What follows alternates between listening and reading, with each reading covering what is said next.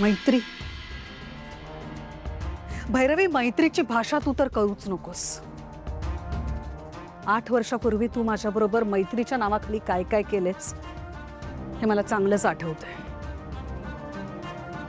भूतकाळात एक चूक झाली होती का माझ्याकडून. तू त्याचा पुरेपूर फायदा उचललास. मला वेठीस धरलंस. माझ्या या घरात येऊन राहिलीस तू. मला गुलामासारखं वागवलंस. मी काहीच विसरलेले नाहीये भैरवी. कबूल. कबूल. तुझे सगळे आरोप कबूल आहेत मला तिलोत्तमा. पण मला सांग, मी काय करणार होते? एक आई म्हणून मी काय करायला हवं होतं? माझी एकुलती एक लेक तारा माझ्यापासून दुरावली होती. माझ्यापासून दूर केलं तिला त्या सावलीने. मग मी माझी लेक परत मिळवण्यासाठी जर काही प्रयत्न केले, काय बिघडलं? काय चुकलं माझं? एका दुरावलेल्या मुलीला आपल्या आयुष्यात परत आणण्याकरता एखाद्या आईने जर काही धडपड केली तर काय चुकलं माझं?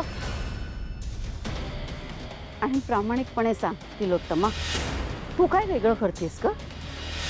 तू तुझ्या लेकाला, सारंगला परत मिळवण्यासाठी जाऊ शकते ना कुठल्याही थराला.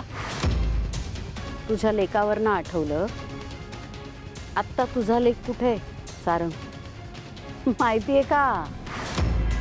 तो आत्ता या क्षणी त्या सावली सोबत उभा आहे. त्याच्या नसलेल्या मुलीचा वाढदिवस साजरा करतोय. याचा अर्थ काही कळतो का तुला तिलोत्तमा? काय चाललंय तुझ्या नाकाखाली ते? सारंग आणि सावलीची हळूहळू जवळीक वाढतीये आणि ती आता अशीच वाढत राहणार. म्हणजे सावली ती जवळीक वाढवूच शकते. तिलाही तेच हवंय ना. कारण आता सावली तर कंगाल झाली आहे, रस्त्यावर आली आहे. तेव्हा आता तिला सारंग सारख्या भक्कम आधाराची गरज भासणार नाही का? शेवटी सारंग तरी किती दिवस तिच्यापासून लांब राहणार आहे? किती झालं तरी सारंगचं प्रेम होती सावली.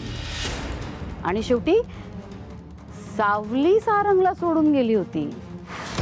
सारंगने सावलीला कधीच सोडलं नव्हतं. तेव्हा आता जेव्हा सावली अशी समोर त्याच्या आली आहे,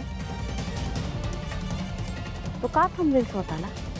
तेव्हा आता बघ तिलोत्तमा, सावली अशी यू यू तुझ्या नजरेसमोरून सारंगला घेऊन जाते की नाही बघ. नाही, असं काहीही होणार नाही, कारण सारंग माझा आहे. आता तिचा होईल. आता सावलीचा होईल.